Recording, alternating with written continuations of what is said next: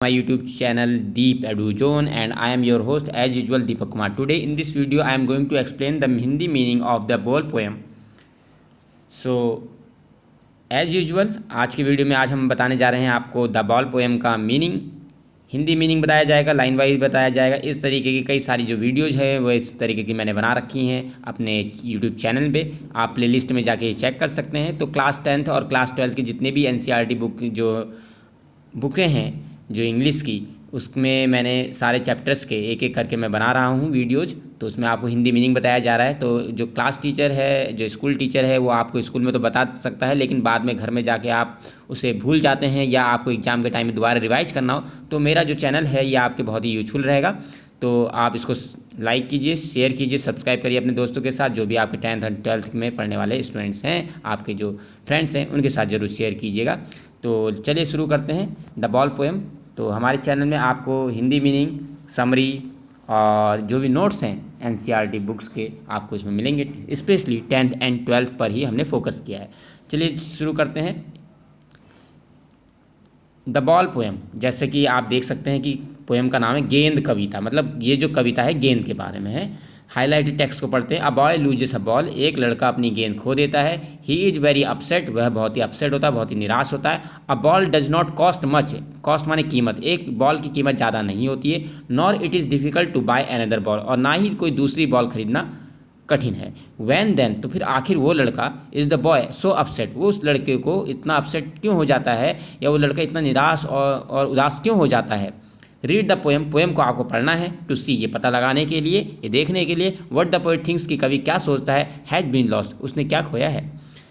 And what the boy has to learn, और लड़के को क्या सीखना है। From the experience of losing something, मतलब ये खोने के अनुभव से उसको क्या सीखना है लड़के को, या आपको देखना है।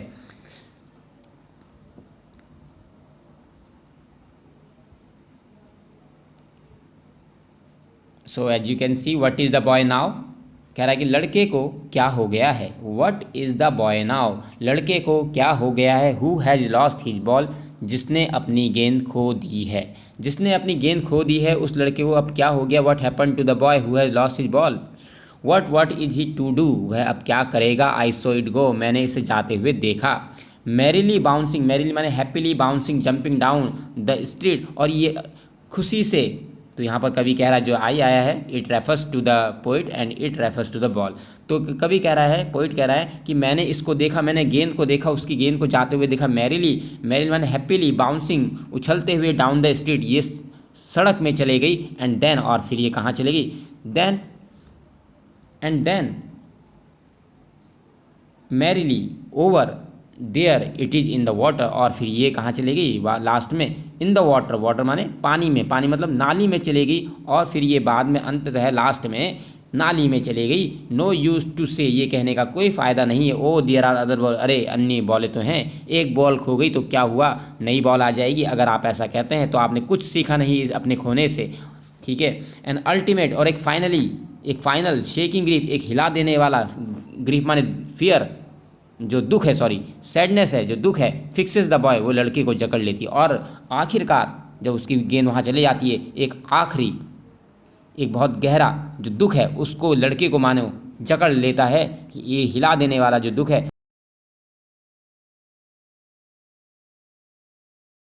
रिजिड, क्योंकि उसका जो शरीर है वो रिजिड हो गया है, एक कठोर हो गया, पत्थर सा बन गया है। ट्रैम्बलिंग, वो काँप रहा है। स्टेरिंग डाउन, और वो लगातार टकटकी लगाकर घूरते हुए उसी जगह को देख रहा है जहाँ उसकी बॉल चली गई है। All he young days into the harbour, वो वहाँ देख रहा है जहाँ पर उसके जो यंग डेज हैं, यंग डेज माने जो शुरुआत के जो दिन थे।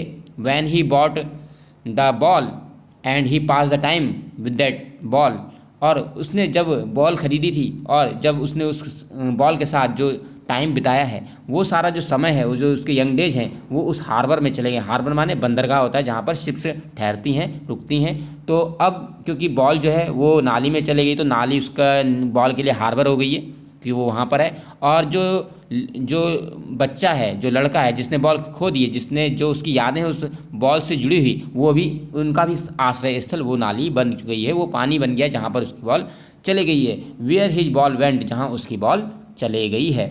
I would not intrude on him, मैं उसको इंट्रूड इंटरफियर, मैं बीच में मध्यस्थता घुसपैठ नहीं करूँगा। मैं नहीं चाहूँगा कि मैं इस बीच में आऊँ उस बॉल और उस बच्चे के बीच में। मैं चाहता हूँ कि वो सीखे।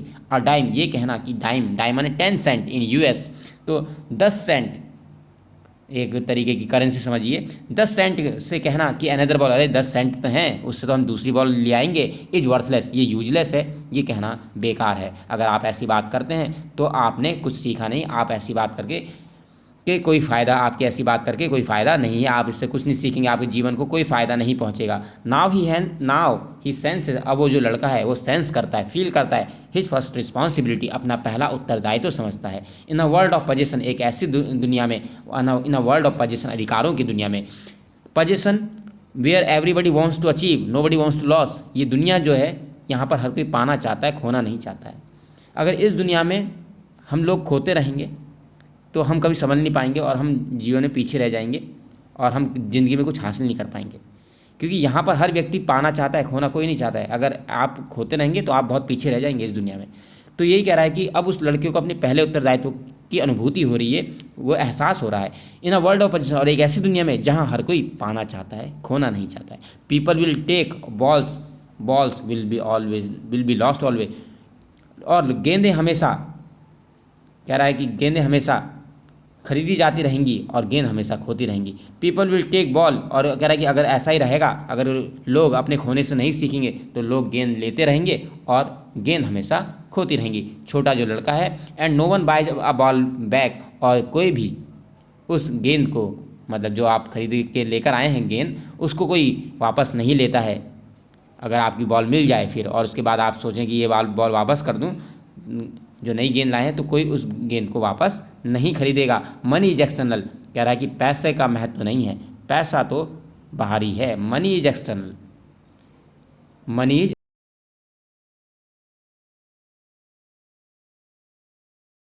आइज। मेन बात यह है कि वो जो लड़का है लर्न कर रहा है, सीख रहा है। Well behind his desperate eyes, अपनी निराशा भरी नज़रों के पीछे हमें दिख रहा है कि वो लड़का जो है जिसने बॉल खो दी है, उसे अपनी गलती का एहसास हो रहा है और वो सबक सीख रहा है अपने खोने से। The epistemology knowledge of loss, उसे अब जो खोने का जो ज्ञान है वो समझ में आ रहा है कि हाउ टू स्टैंड अप, कि कैसे संभलना है, कैसे आगे ध्यान रखना है। Knowing what every man must one day, knowing माने हर किसी को एक ना एक दिन ये जान ही जाना है। हर कोई व्यक्ति अपने खोने से एक ना एक दिन सबक जरूर लेगा। हो सकता है one day know and must know many days, हो सकता है कि कई लोगों को कई दिन लगे, लेकिन ये जरूर बात है, every man must one day know, हर कोई व्यक्ति एक ना एक दिन इस खोने के ज्ञान को समझ ही जाता है। हाउ टू स्टैंड अप, की किस तरीके से संभलना है। ये जो पोएम है जॉन बैरीमैन के द्वारा लिखी गई है। तो इस पोएम में मैंने आपको इसका हिंदी मीनिंग बता दिया है। आगे भी इस तरीके से वीडियो जाती रहेंगी। लाइक कीजिए, शेयर कीजिए, सब्सक्राइब कीजिए। Thank you very much.